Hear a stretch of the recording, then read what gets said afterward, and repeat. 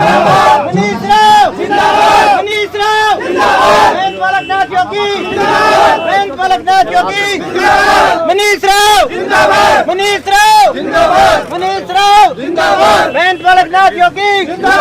महेंद्र बालकनाथ योगी मनीष राव मनीष राव मनीष राव महेंद्र बालकनाथ योगी महेंद्र बालकनाथ योगी महेंद्र बालकनाथ योगी महेंद्र बालकनाथ योगी मनीष राव मनीष राव मनीष राव महेंद्र बालकनाथ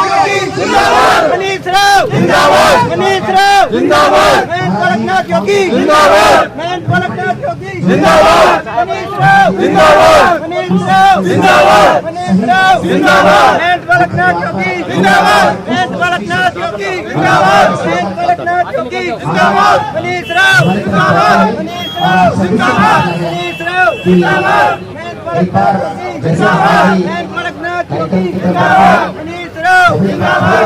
राव महेंद्र बालकनाथ योगी महेंद्र बालकनाथ योगी महेंद्र बालकनाथ योगी मनीष राव मनीष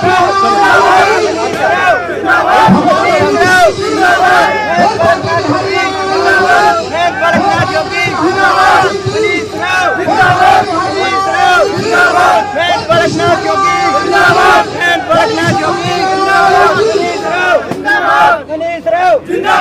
मनीष राव महेंद्र बालकनाथ योगी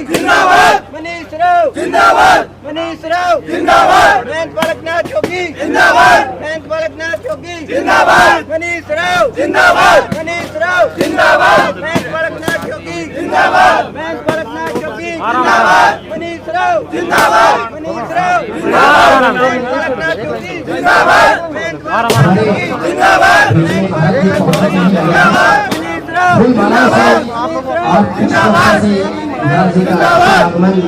राव महेंद्र बालकनाथ योगी महेंद्र बालकनाथ योगी मनीष राव मनीष राव महेंद्र बालकनाथ योगी महेंद्र सभी गांव के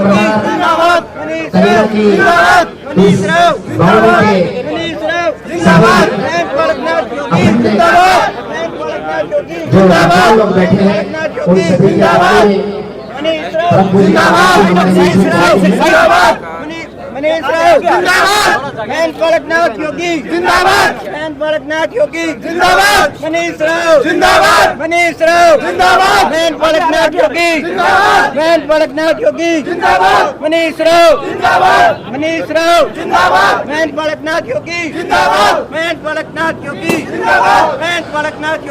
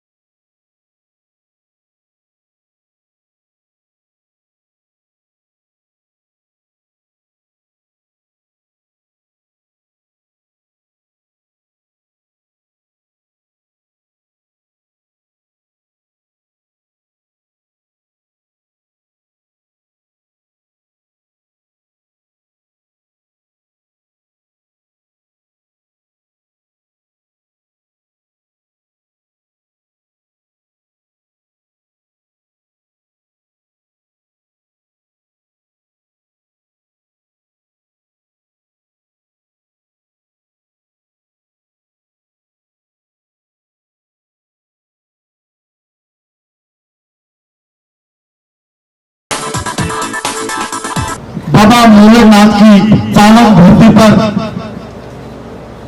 कितना अच्छा दिन है कि हमारे बीच उपस्थित सांसद बालक छोटे से साढ़े साल ही एज थी, अपने घर से निकल पड़े। बालकनाथ जी सांसद अलवर हमारे बीच, पिता तुल्य बुजुर्गों, मेरे अजीज नौजवान साथियों, भारतीय संस्कृति का आज सबसे बड़ा दिन है श्री कृष्ण जन्मोत्सव, जन्माष्टमी। इस पावन पर्व पर आप सभी को दिल की गहराई से हार्दिक बधाई देता हूं, अभिनंदन करता हूं और आप लोग सब लोग यहां पर पहुंचे, आप सभी को नमन भी करता हूं। भगवान श्री कृष्ण 16 कलाओं में निपुण थे। आप सब जानते हैं वो द्वापर युग में बहुत बड़े कवि भी बने, बहुत बड़े शिक्षक भी बने और शिक्षक की मिसाल महाभारत के युद्ध में आप सब जानते हैं कि जब महाभारत का युद्ध चल रहा था उस समय अर्जुन को क्या गीता का उपदेश दिया आप सब जानते हैं। आज तक के इतिहास में इससे बड़ा गुरु कोई नहीं निकला और एक एक मुंह से एक एक निकला शब्द, एक एक श्लोक आज के परिप्रेक्ष्य में एक संपूर्ण जीवन के बारे में बताता है। श्रीमद् भागवत गीता से बड़ा आज तक कोई ग्रंथ नहीं हुआ। एक एक चीज उसमें ऐसी है जो आगे आने वाली पुस्तकों तक काम आएगी। एक एक वर्ड उसका इतना इंपॉर्टेंट है कि आदमी दिन और रात अगर पढ़े तो समझ में आता है कि आगे का आने वाला जीवन हमारा कैसा होना चाहिए। यदा यदा ही धर्मस्य ग्लानिर्भवति भारत अभ्युत्थानम् धर्मस्य तदात्मानं सृजामि। अर्थात भगवान श्री कृष्ण ने कहा है कि जब जब भी जहां जहां भी पुण्य और धर्म की हानि होती है, धर्म की हानि होती है, धर्म पे प्रॉब्लम, धर्म की प्रॉब्लम होती है, उसके ऊपर जब जब मैं अवतार लेता हूं तब तब सतयुग आता है, तब तब सतयुग आता है। आप देखिए कि भगवान श्री कृष्ण ने किस तरीके से आके ना कौरवों और पांडवों के बीच में जो सिस्टम बना महाभारत के युद्ध में आप सबने देखा। आने वाला हमारा 21वीं सदी का देश किस तरीके से हो, जो आदमी 7.5 वर्ष की आयु में, 6.5 वर्ष की आयु में घर से निकल पड़ा और अपने देश के खातिर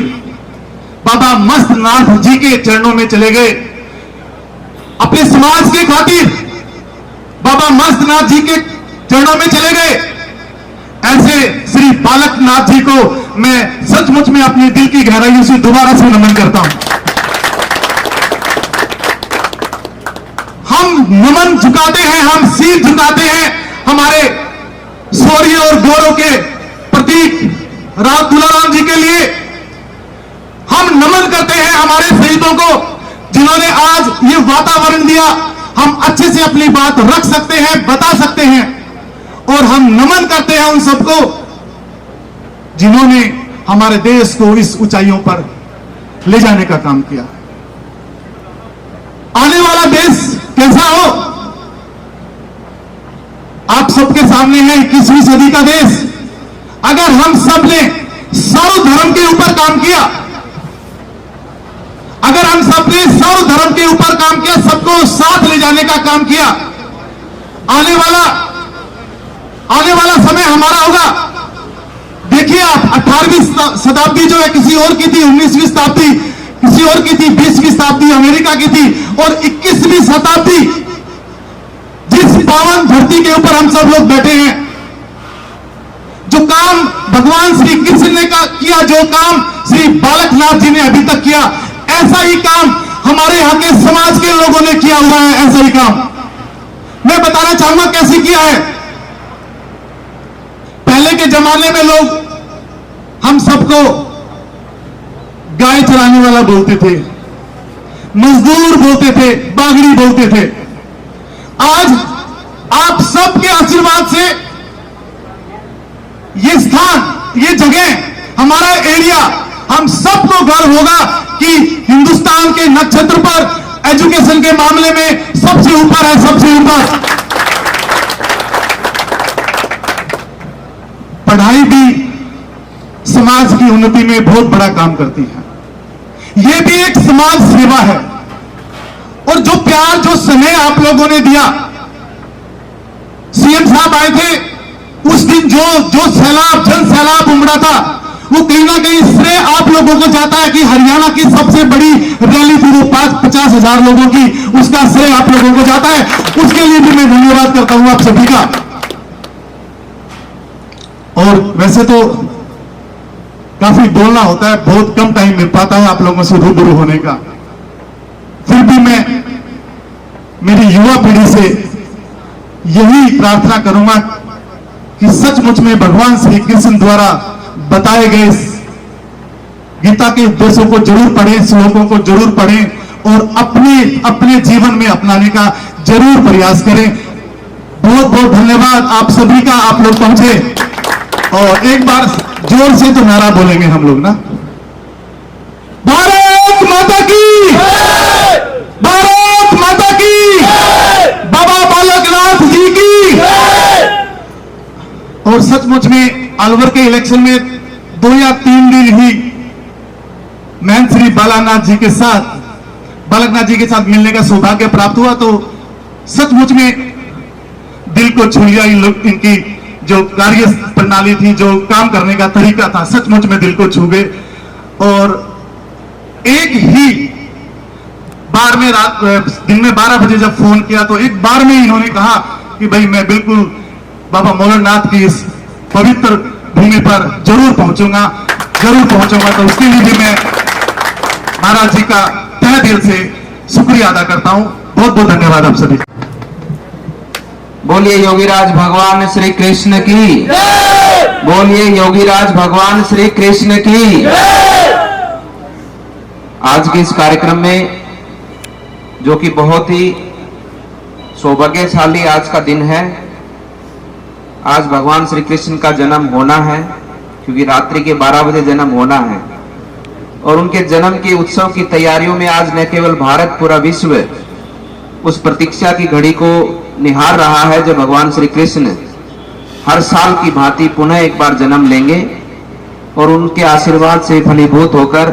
ये पूरी मानव सभ्यता, जिस प्रकार से उन्होंने गीता में उपदेश दिया, उसी के प्रचार प्रसार में आगे बढ़ेगी।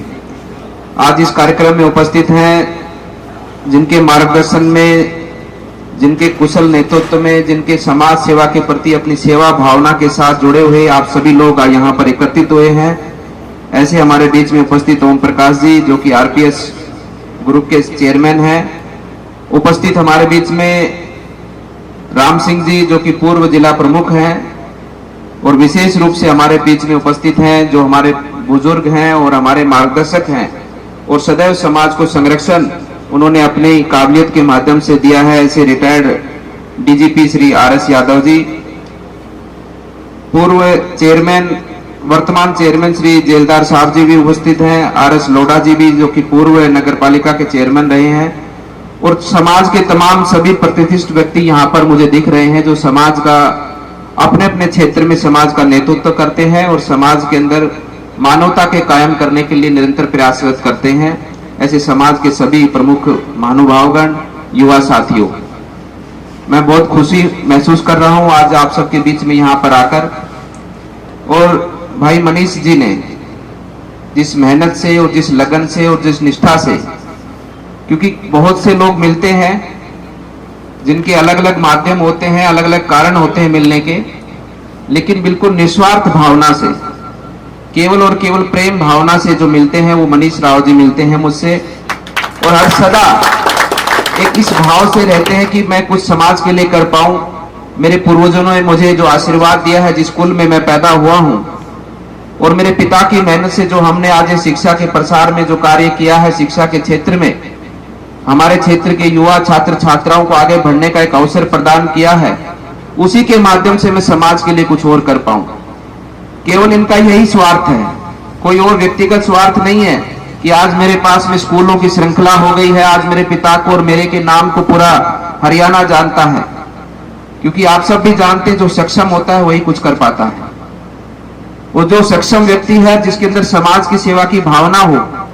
जो समाज के लिए कुछ करना चाहता हो, वही व्यक्ति समाज की दिशा और दशा को बदल सकता है। आप जैसा जानते हैं कि भगवान श्री कृष्ण ने अर्जुन को इस युद्ध के लिए चुना और उनके सारथी बनकर काम किया। उन्होंने किसी और को नहीं चुना, उन्होंने अर्जुन को ही चुना, क्योंकि अर्जुन में वो काबिलियत थी, अर्जुन में वो गुणवत्ता थी कि वो धर्म की स्थापना कर सकता है। उसी भाव से मैं मानता हूं कि आज इस युग के अंदर, इस कालखंड के अंदर एक अच्छी भावना के साथ में आप सबके बीच में पले बढ़े, आप सबकी शिक्षा दीक्षा से आगे बढ़े, आप सबके संस्कारों को लेकर आगे बढ़े, ऐसे मनीष राव जी हैं जो केवल और केवल समाज की भलाई के लिए, समाज के उत्थान के लिए और इस अपने इलाके को, जो शिक्षा के क्षेत्र में पूरे हरियाणा में क्या, पूरे राजस्थान में क्या, पूरे भारत में अव्वल है, इस क्षेत्र के युवा प्रतिभाशाली युवाओं को एक अच्छा अवसर मिले और वो भारत की उन्नति में अपना योगदान प्रदान करें। अपने इस इलाके से लाखों की संख्या में शहीद हुए हैं, लाखों की संख्या में स्वतंत्रता सेनानियों और अपनी सेना के अंदर हमारे जवान गए हैं, जिन्होंने अपने कुर्बानी के साथ में इस देश को आजाद किया है। उनकी इस मिट्टी को, इस धरा को एक अच्छा नेतृत्व के साथ में, एक ऐसा विकास के साथ में, एक ऐसे प्रतिनिधित्व के साथ में इस मिट्टी का नाम, इस क्षेत्र का नाम पूरे भारतवर्ष तक जाए, इस सेवा भावना के साथ में इस राजनीति के अंदर उनका आना एक मन का भाव बना है। हम सबको ऐसे व्यक्ति के साथ जुड़ना चाहिए जो व्यक्ति समाज हित के लिए कार्य करता है, जो व्यक्ति समाज के लिए अपना जीवन जीता है, क्योंकि यही भगवान श्री कृष्ण ने गीता में उपदेश दिया है और हम सब उस भगवान श्री कृष्ण के वंशज हैं। हम उनकी मर्यादाओं को, उनकी परंपराओं को मानने वाले सभी लोग हैं और भगवान श्री कृष्ण ने जन्म क्यों लिया इस धरा पर, उसको हम सबको अनुसरण करने की आवश्यकता है। भगवान श्री कृष्ण ने जन्म केवल और केवल धर्म की स्थापना के लिए लिया है और वो गीता का उपदेश जो पूरे संसार को देके गए हैं, आज पूरा संसार उस गीता के उपदेश को मानता है। जो गीता के उपदेश के अंदर भगवान श्री कृष्ण ने कहा है, उसकी व्याख्याएं तो इतनी हुई है कि उसके इस बाद में अनेकों लाखों की संख्या में ग्रंथ बने हैं, लेकिन उस गीता के उपदेश से बड़ा उपदेश किसी ने आज तक संसार में नहीं दिया है। और स्वयं भगवान ने, स्वयं नारायण ने माना है कि जो गीता का उपदेश है स्वयं भगवान श्री कृष्ण के, स्वयं नारायण के श्रीमुख से निकला है, वो किसी के द्वारा लिखा हुआ नहीं है। स्वयं भगवान ने अपने श्रीमुख से उसको जनता को, इस पूरी मानव सभ्यता को, इस पूरी प्रकृति को उसको दिया है। और उस गीता के उपदेश का सार यही है कि हमें जो जन्म मिला है, हमें जो ये मानव जीव के अंदर, हमें जो ये आत्मा को हमें मानव जीव मिला है, उसका केवल और केवल एक ही धर्म है, मानवता की सभ्यता की रक्षा करना, धर्म की स्थापना करना, पूरी इस प्रकृति की रक्षा करना। और उस गीता के उपदेश के साथ में जो भगवान श्री कृष्ण ने इस यादव कुल में जन्म लिया, तो इस यादव कुल के तमाम सभी लोगों से मेरा कहना है कि यादव कुल में जन्म लेने का कारण यही था कि ये मेरे उपदेश को युगों युगों तक, जब तक ये धरा है, जब तक ये पृथ्वी है, जब तक ये ब्रह्मांड है, उस पूरे वातावरण के अंदर इस मेरे उपदेश को, ये मेरी कुल की परंपरा आगे बढ़ाएगी। इसलिए आप सबका धर्म बनता है और आप सबको ये गौरवान्वित महसूस करना चाहिए कि आप उस कुल से आते हैं। आपको सभी जाति धर्म के लोगों का, 36 बिरादरी का आपको संरक्षण करना है। जिस प्रकार से भगवान श्री कृष्ण ने युद्ध के माध्यम से, धर्म युद्ध के माध्यम से कुरुक्षेत्र की नगरी से धर्म की स्थापना की थी, वो धर्म की स्थापना केवल एक व्यक्ति को राज्य दिलाने के लिए नहीं थी, काली पांडवों को राज्य दिलाने के लिए नहीं थी, वो धर्म की स्थापना थी। जिस प्रकार से क्रूरता उस शासन काल में दुर्योधन के माध्यम से जिस प्रकार से इस धरती पर फैली थी, उस क्रूरता के नाश के करने के लिए, महिलाओं के सम्मान के लिए और धर्म की रक्षा के लिए उस युद्ध की रचना हुई थी। उसी भाव से हम सबको आने वाले समय पर भी अपने कार्यों को जारी रखते हुए और भगवान श्री कृष्ण ने जो उपदेश हमको दिया है उसको पूरी मानवता के लिए, पूरे संसार के लिए उसको निछावर करते हुए हम सबको अपने कदम आगे बढ़ाने होंगे। मैं आप सबको इस अवसर पर यह भी कहना चाहूंगा, जिस प्रकार से मनीष ने जो बात कही कि युग भारत का युग है और हमारे देश को आजादी के 75 वर्ष हो चुके हैं और माननीय प्रधानमंत्री जी ने पूरे तमाम देश के लोगों से, पूरे 135 करोड़ लोगों को एक लक्ष्य दिया है। हमारे शहीदों ने कुर्बानियां कर कर अपनी जान गंवाकर इस देश को आजादी दी है। अब हमारा कर्तव्य है कि हमारे देश को हमें बनाना है। उन्होंने प्रताड़नाएं सही, कठिनाइयां सही, बलिदान दिया, अपनी फांसी के तख्ते को चूमा और हम सबको आजादी दी। अब हमारा कर्तव्य है कि हम मेहनत करें पूरी निष्ठा के साथ, पूरे समर्पण के साथ, पूरे त्याग के साथ और हमारे भारत का निर्माण करें। जब हमारे भारत की 100 वर्ष की आयु हो तो हमारा भारत कैसा हो वो सपना हम सबको देखना होगा और सपने के ऊपर हम सबको काम करना होगा। हम सब लोग जुटेंगे, हम सब लोग एक साथ मिलकर आगे कदम बढ़ाएंगे, हम सब लोग एक साथ मिलकर मेहनत करेंगे, तभी मेरा भारत सोने की चिड़िया कहलाएगा, तभी मेरा भारत दुनिया का नेतृत्व करने वाला देश कहलाएगा। इस भाव के साथ में हम सबको काम करना होगा। हम अपने व्यक्तिगत लालचों में ना पड़कर, अपने खुद की इच्छाओं को पूरी करने के बारे में न सोचकर हम एक कोने के अंदर, एक दिल के अंदर, एक दिमाग के अंदर, एक कोने के अंदर इतने भाव को जरूर रखें कि आने वाले 25 वर्षों के बाद जब मेरे भारत की आयु 100 वर्ष की होगी तो मेरा भारत कैसा हो, मेरे भारत के अंदर क्या क्या हो, मेरे भारत के युवा किस प्रकार से अपने भारत की प्रतिभा को पूरे देश दुनिया तक पहुंचाने का कार्य करें, मेरे भारत का किसान कैसा हो, मेरे भारत का मजदूर कैसा हो, मेरे भारत का गरीब किसान जो है वो किस प्रकार से आगे बढ़े, मेरे भारत का विकास कैसा हो। इन सब पर चिंता करते हुए एक एक व्यक्ति को वचनबद्ध होकर अपने भारत के निर्माण में लगना होगा, तब जाकर मेरा भारत दुनिया का नेतृत्व करने वाला भारत बनेगा। हम सबको साथ मिलकर काम करना होगा। जिस प्रकार से चेयरमैन साहब ने कहा कि हमारे इस क्षेत्र के अंदर विकास का अभाव है, हमारे इस क्षेत्र के अंदर जिस प्रकार से पूर्व के शासन कालों में जिस प्रकार से इस क्षेत्र की उपेक्षा हुई है, आने वाले समय पर अपने क्षेत्र की उपेक्षा ना हो और इस मेरे क्षेत्र के अंदर विकास की गंगा आगे बहे, उसके लिए हम सबको साथ मिलकर आगे बढ़ना होगा।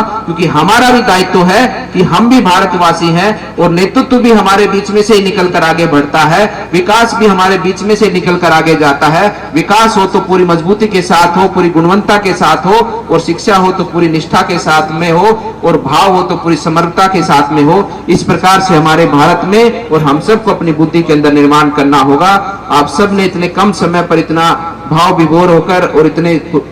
इतने सुंदर आयोजन का आप सबने जो आयोजन किया है, मैं विशेष रूप से मनीष जी को बहुत बहुत साधुवाद देता हूं, उनका धन्यवाद करता हूं और आप सबकी मंगल कामनाओं के साथ में आप सबको भी बहुत बहुत भगवान श्री कृष्ण की इस जन्म उत्सव की सबको बधाई देता हूं और यही संकल्प आप सबके बीच में पुनः दोहराते हुए अपनी वाणी को विराम देता हूं